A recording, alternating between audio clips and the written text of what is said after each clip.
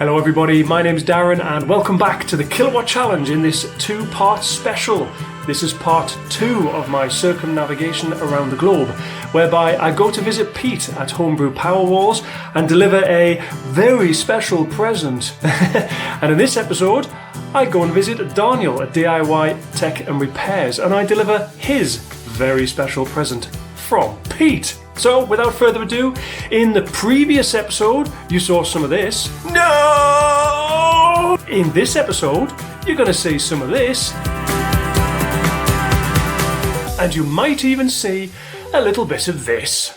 What about that? So where were we? There you go. Because if it's hot, Sanyo's. It's not Sanyo's. Very good.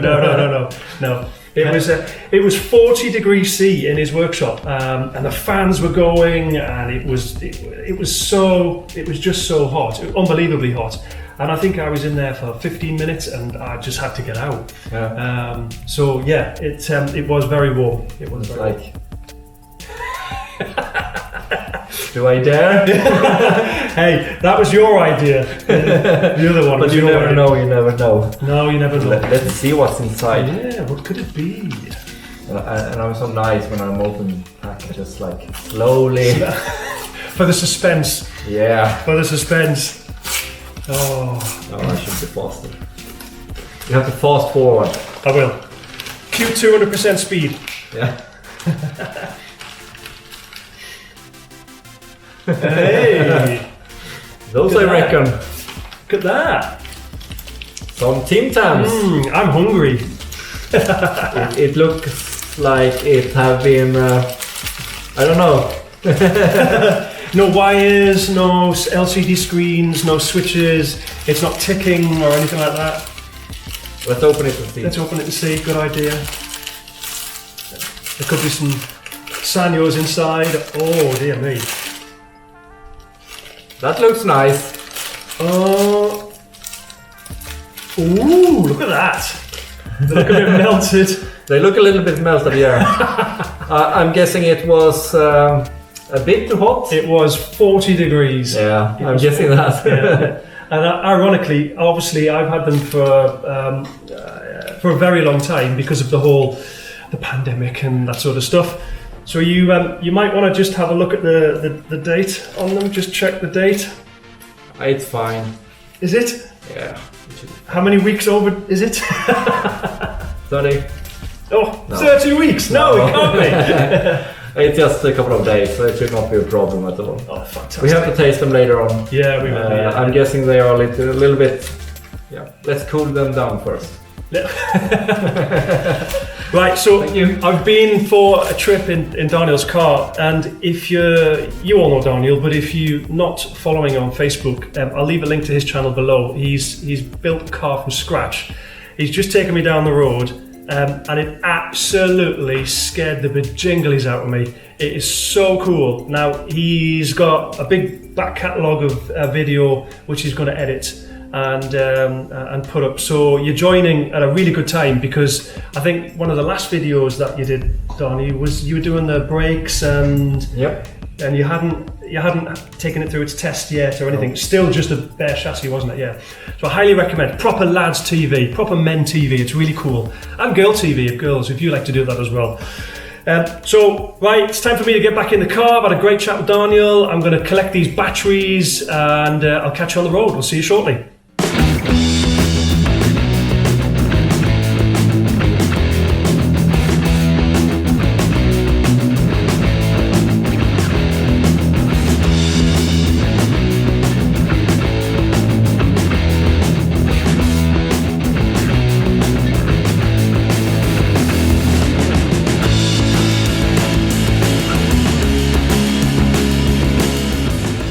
Well, I'm about 1 hour from home now. It's a long drive to Daniel's house, but it's always well worth it. He's so knowledgeable and just gives so much of his time to help. I really appreciate it, Daniel. Thanks for your time today, and thanks for the drive in the car. It's a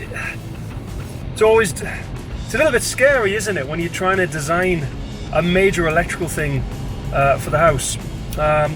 Especially, I'm not talking about regulations and stuff, I'm talking about just the safety of it all. And we talked a lot about fuses today, and shunt trips and autonomy, and the what ifs, etc.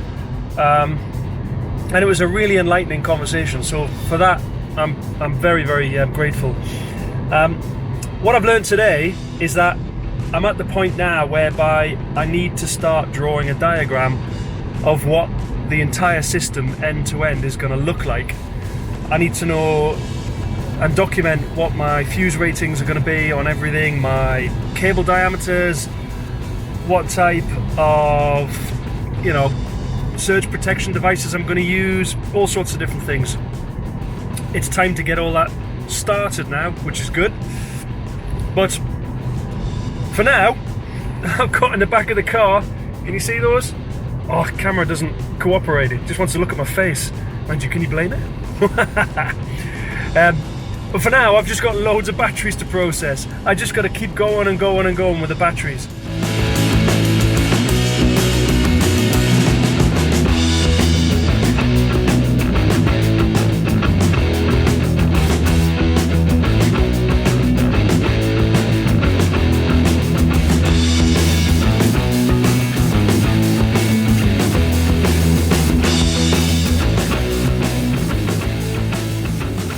Right, I'm back, and would you like to see some toys? Would you like to see what I got? Of course you would.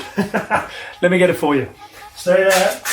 Stay there. Oh, I hate this bit. Oh.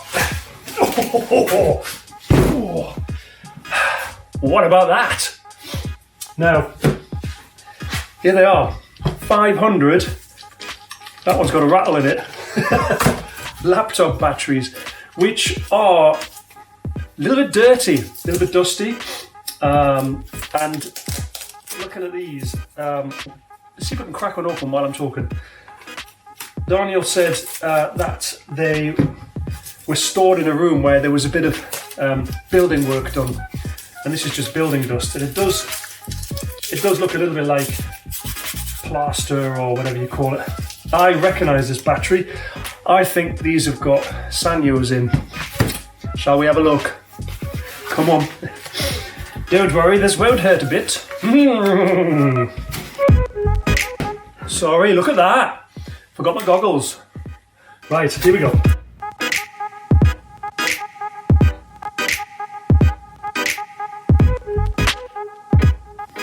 Isn't it nice when you're proven wrong? These are grey NCRs, but water damage. Can you see that? Here. So I suspect half of these cells won't work at all. But anyway, 500 of these. Just seen those as well. A little bit dirty, but they're second hand, they're used. I'm happy with that. So if we assume, let's do some maths here. If we assume that each battery has 4 cells in there, like the one we've just seen. Okay, that one's got 6. That one's got 12. That's rare. But let's just assume on average, each battery has 4 cells in there. That's 2,000 cells in total. But they're not all going to work. There's going to be quite a lot of failures. And I suspect these batteries are quite old, just looking at them. So I think it's safe to assume that out of those 2,000 cells, half of them are going to end up in that pile there, the no good pile. Which means that's another 1,000 cells to the arsenal. I need to start thinking about pack design now. I need to start thinking about my configuration. How many in serial? Serial? Yeah, it is serial. I'm losing my English. How many in serial? How many in parallel? I've been talking about 14S, 48 volts. I'm going to have to be minimum 48 volts. But how many in parallel? 100? It's not going to be enough. 200? It's not going to be enough. I think it's more going to be dictated by the fact that it's not a small house, but it's all powered by electric. I have an electric car just outside there. That charges at 9 kilowatt, and that's turned down to 9 kilowatt. And the ovens are electric, the hobs are electric, there's electric heaters everywhere. I'm going to have to go 15 kilowatt. If the car takes 9 kilowatts to charge, I need a bit of headway to be able to use stuff in the house without, fuses popping, etc. So I need to do some maths now on what my configuration is going to be. It's likely that it's going to be at least 14S300P to support a 15 kilowatt hybrid inverter. Not so worried about solar panels to be able to charge all that. Probably 8 kilowatt, 10 kilowatt. I've got a reasonably good space on the roof. The house isn't true south facing, but at the same time, it's a good east-west and there's a good split. So I should get a long charge throughout the day. But for me, the main concern, the primary consideration is the fact that I'm going to have to run a 15 kilowatt inverter, either one inverter or three. Remember, I'm three-phase here. So lots to think about, lots to do, but yeah, what do you think about this lot?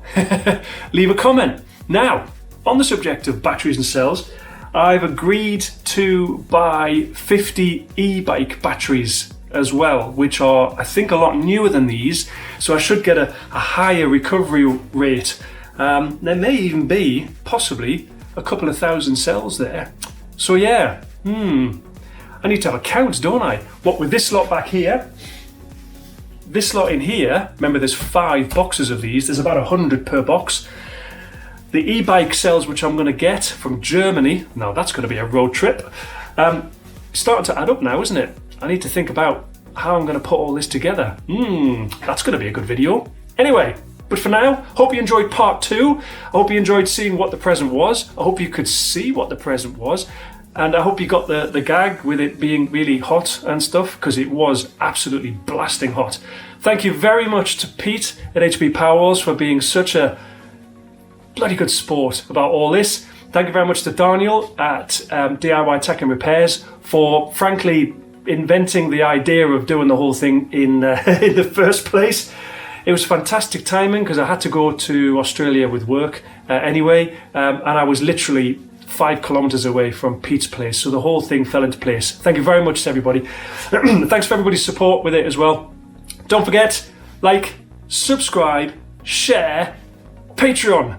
I've only got 3 Patreon people and they're fantastic and we talk lots, and I've done loads of videos for the Patreon guys. So we'll see you all on the next one, which won't be very long. See you later. Cheers. Bye bye. Bye bye. Bye bye.